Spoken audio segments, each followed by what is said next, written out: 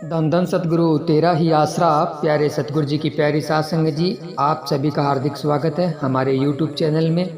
तो आज हम आप सभी के लिए लेकर आए हैं रूहानी अनमोल वचन। सभी साध संगत ने वीडियो को ध्यानपूर्वक सुनना है और सभी साध संगत से हाथ जोड़कर विनती है कि सभी साध संगत ने सुमरन जरूर करना है जी साथ साथ, और वीडियो को लाइक और शेयर भी जरूर करना है। धन धन सतगुरु तेरा ही आसरा। बचना जे चोरां कोलों सुन साडी गल जी। बचना जे चोरां कोलों सुन साडी गल जी। होवे जिथे सतसंग जरूर सुन चल जी। जरूर सुन चल जी। एह सीधी सादी गल शाह सतनाम जी कह रहे। दान दान सतगुरु तेरा ही आसरा। संत महात्मा बताते हैं कि यह जबरदस्त चोर जो जीव को हर समय लूट रहे हैं, इनसे बचने का एक ही साधन है, सत्संग में आना है। इसके बिना किसी भी और तरीके से यह काबू नहीं आ सकते।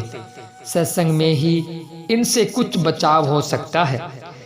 जिक्र है कि राजा गोपीचंद अपनी माता के उपदेश से राजपाट छोड़कर गोरखनाथ के पास योग धारण करने के लिए गया। गोरखनाथ ने योग तो दे दिया, परंतु सोचा कि यह बादशाह है, इसके मन के अंदर जो लोक लाज का भय है वह दूर कर देना चाहिए। लोक लाज परमार्थ में चलने नहीं देती, यह बहुत बड़ी रुकावट है। सो उसने उसकी लोक लाज को दूर करने के लिए गोपीचंद को उसी के ही शहर में भिक्षा मांगने के लिए भेज दिया।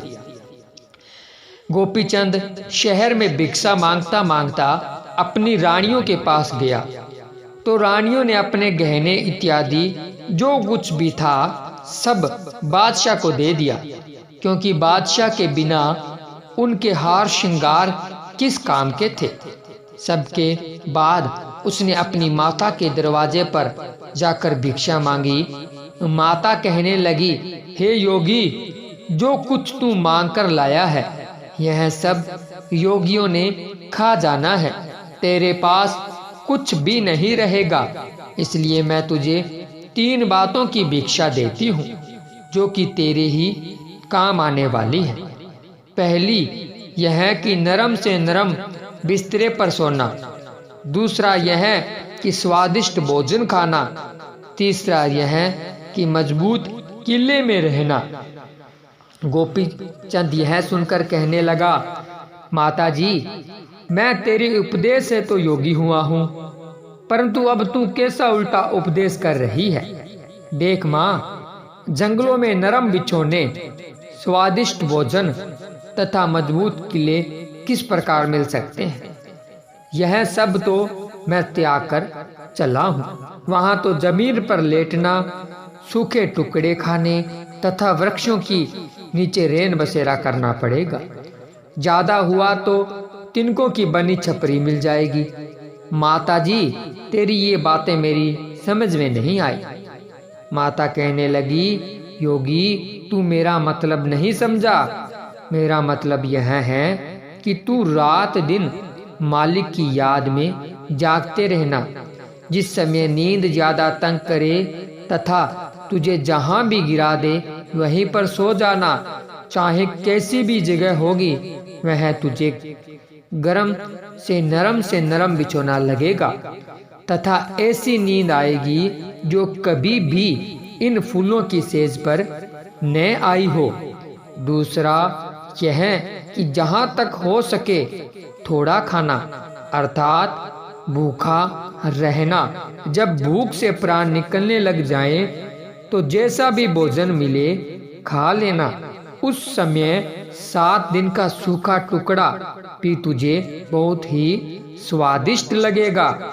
तीसरी बात यह है कि तू राजपाट को त्याग कर योगी बना है। तेरे पास सब मर्द औरतों सभी ने आना है। गुरु की सोहबत से बढ़कर और कोई भी मजबूत किला नहीं। इस किले महल में तो तुझे काम, क्रोध, लोभ, मोह, अहंकार नहीं छोड़ते, खूब लूटते हैं, परंतु सत्संग रूपी जो किला है इसमें ही इन लुटेरों से बचाव हो सकता है। इसलिए हे जीव, यदि इन पांचों बेरियों के हमले से बचना है तो जहाँ कहीं भी संत महात्मा का सत्संग मिले जरूर जाकर सुनना चाहिए। यही बातों में बड़ी व सच्ची बात है और सब बाकी झगड़े की बातें हैं। धन धन सतगुरु तेरा ही आसरा। प्यारे सतगुरु जी की प्यारी साध संगत जी, आप सभी ने रूहानी अनमोल वचन सुने, तो अब सभी साध संगत ने 2 मिनट के लिए सुमरन करना है जी। नारे के साथ ही सुमरन की शुरुआत होगी और नारे के साथ ही सुमरन की समाप्ति होगी। सभी साध संगत ने सुमरन कर कर अपने पूज्य गुरु जी के चरणों में हाजिरी जरूर लगानी है जी। धन धन सतगुरु तेरा ही आसरा।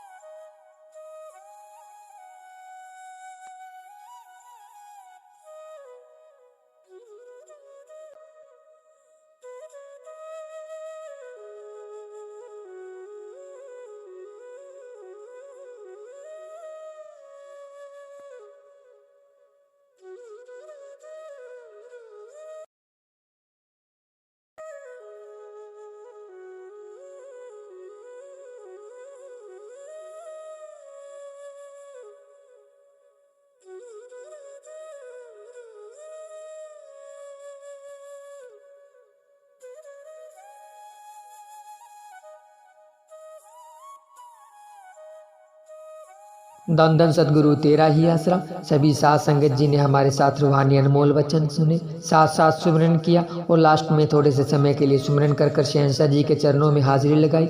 हम आप सभी का तहे दिल से धन्यवाद करते हैं। तो प्यारे सतगुरु जी की प्यारी साथ संगत जी, आप जी को ये रूहानियत से भरा हुआ वीडियो कैसा लगा कमेंट कर जरूर बताएं। और अगर अभी तक आपने हमारे यूट्यूब चैनल को सब्सक्राइब नहीं किया है तो सब्सक्राइब जरूर करें जी। मिलते हैं जल्द ही एक और रूहानियत से भरे हुए वीडियो के साथ, तब तक के लिए धन्यवाद। धन धन सतगुरु तेरा ही आसरा।